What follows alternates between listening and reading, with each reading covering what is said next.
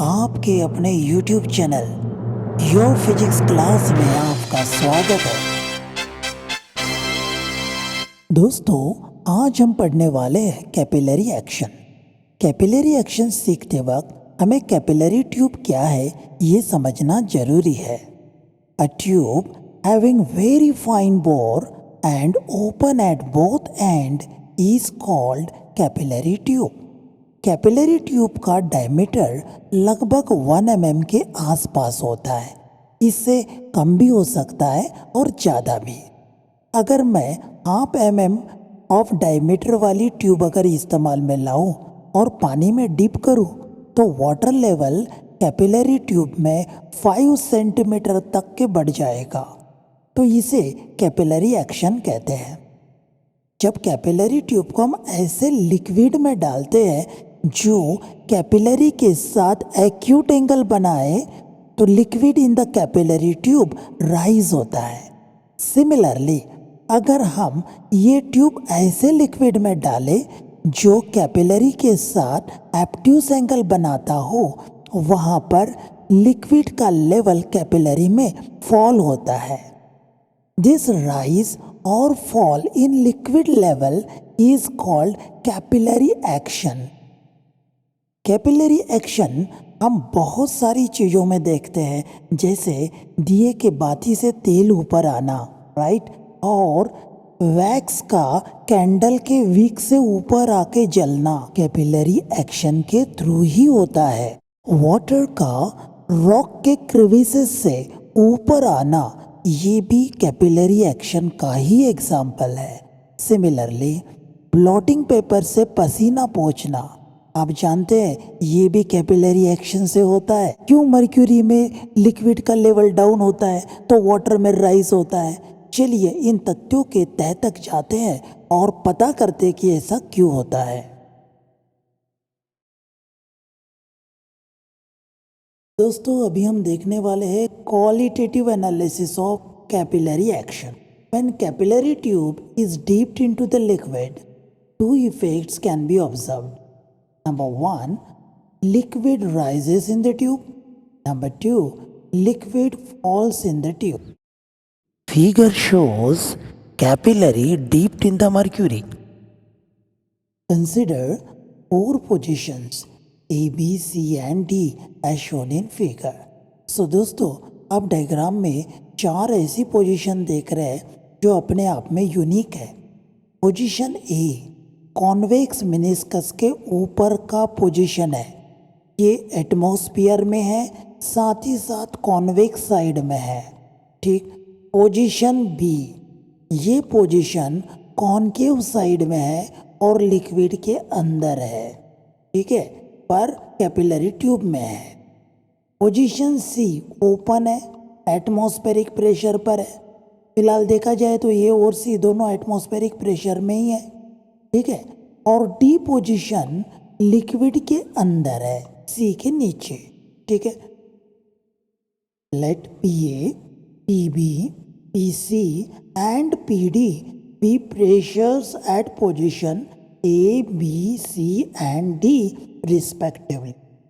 We know that pressure on concave side is greater than pressure on convex side. तो concave side में pressure ज़्यादा होता है, इसलिए PB is greater then PA, right, क्योंकि B कहाँ है, कॉन्केव साइड में, A कहाँ है, कॉन्वेक्स साइड में, तो प्रेशर ज़्यादा किधर, पी पोजीशन पे, इसीलिए इक्वेशन नंबर 1 सही साबित होगा, ठीक है। Now position A and C are at same horizontal level, so क्या होना चाहिए, वहाँ का प्रेशर सेम होना चाहिए। देखिए ये ध्यान में रखिए, हम इसके पहले सीखे हैं कि P is equal to H rho G. P जो है वो directly proportional to vertical distance होता है।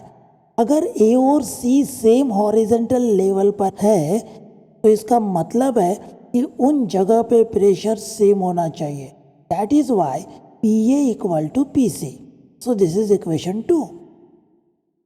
Now position C and D की तरफ देखिए, they are on opposite sides of plane free surface. So we get PC equals PD. क्यों? क्योंकि प्लेन सरफेस के दोनों साइड में प्रेशर सेम रहता है। ठीक है, आप PA equals PC equals PD, क्योंकि इक्वेशन 2 भी हमने जोड़ दिया और इसे बनाया इक्वेशन 3। ठीक, अब जरा याद करिए आपने इक्वेशन 1 को क्या लिखा था। चलिए मैं दोनों इक्वेशन रिकॉल कराता। देखिए PB is greater then PA है, ठीक है, और PA equals PC equals PD है।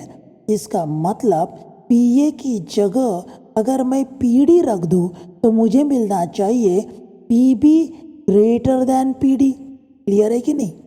So comparing equation 1 and 3, we get PB greater than PD. But positions B and D are at same horizontal level. Hence, pressure must be constant. क्योंकि हम पहले ही बोल चुके हैं सेम हॉरिजेंटल लेवल पे same pressure चाहिए। ये तो अलग बता रहे, दिस इज कॉन्ट्रडिक्टरी, लेकिन हमें इसे इक्वल तो बनाना पड़ेगा, नेचर इसे बनाएगा, राइट? तो इसे कैसे करेंगे? देखो, जो भी जगह पे लिक्विड है वो अपना वेट वहाँ का कम कर देगा ताकि प्रेशर कम हो। और ये कैसे संभव है? By rushing out the fluid out of the capillary tube. तो इसीलिए जो मर्क्यूरी है कैपिलरी ट्यूब का भी पोजीशन पे वो वहाँ से बाहर निकलेगा और कंटेनर में आएगा, जिस कारण लेवल जो है वो डाउन हो जाएगा। This is the reason why or level of mercury falls when capillary is dipped in the mercury.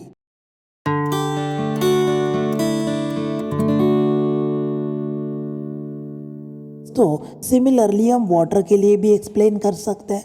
Same to same theory है। देखिए एग्जाम में दो में से कोई एक आएगा, ये या वो, लेकिन आप कोई एक को प्रिपेयर कर लेंगे तो दूसरा अपने आप प्रिपेयर्ड हो जाएगा। बस थोड़ी बहुत माइनर चेंजेस है, लेकिन ये माइनर चेंजेस बेहद इम्पोर्टेंट है। अगर इसमें थोड़ी भी चूक हो गई तो मार्क पे पानी फिर गया समझो। ठीक है, तो चलिए आगे बढ़ते हैं। Figure shows capillary tube dipped in the water. थोड़ी देर पहले मर्क्यूरी था, मैं उसको वाटर से रिप्लेस कर दिया। बाकी पॉइंट सेम है। देखिए थोड़े चेंजेस है, डायग्राम बदल गया, देख लीजिए। और कंसिडर 4 पोजीशन वाला पॉइंट सेम है, प्रेशर वाला भी पॉइंट सेम है, ठीक है। और आगे में देखिए चेंजेस क्या है। When we know that pressure on concave side is greater than pressure on convex side. अरे ये तो त्रिवार सत्य है, ये तो बदलेगा नहीं किसी के लिए, इसलिए ये भी वैसे का वैसा ही है। लेकिन हाँ अब चेंज हो गया, इक्वेशन नंबर 1 में बदल हो गया। कौन सा? देखिए PA ग्रेटर देन PB हो गया। पहले PB ग्रेटर था, अभी PA बड़ा हो गया, ठीक है, इसे नंबर 1 बोल दिया। Positions A and C are at same horizontal level, so their pressure must be equal, and that is why PA equals PC. This is equation 2. Positions C and D are on opposite side of plane free surface, so we get PC equals PD. दोस्तों ये सभी step same है, इसलिए मैं फटाफट आगे बढ़ रहा हूँ। और PA equals PC that is PD। तो इससे हम वापस कंपेयर करेंगे इक्वेशन 1 और 3 को। देखिए क्या मिला। तो जब हम दोनों को कंपेयर करते हैं, अब इक्वेशन नंबर 1 और इक्वेशन नंबर 3 को, तो कंपैरिजन में ये पता चल रहा है कि PA जो है वो PD के इक्वल है, राइट, PC के भी इक्वल है।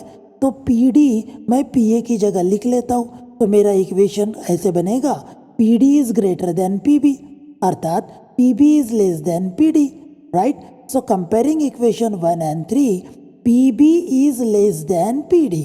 अब गौर से डायग्राम की तरफ देखिए।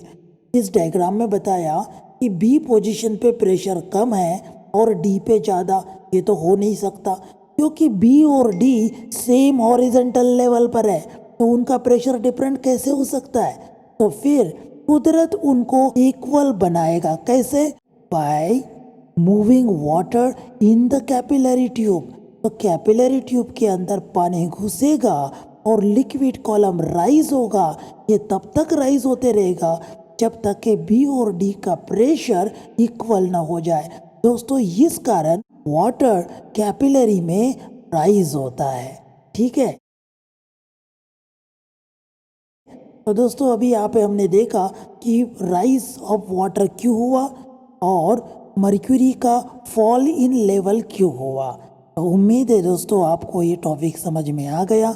अगर आपको टॉपिक समझ में आया तो वीडियो पसंद आने पर लाइक का बटन ज़रूर दबाते जाइए, वीडियो पूरा देखते जाइए, इससे हमारा हौसला बढ़ता है, नए नए अच्छे अच्छे वीडियोस आपके लिए बनाने का मन बनता है। तो चलिए मिलते हैं अगले वीडियो में।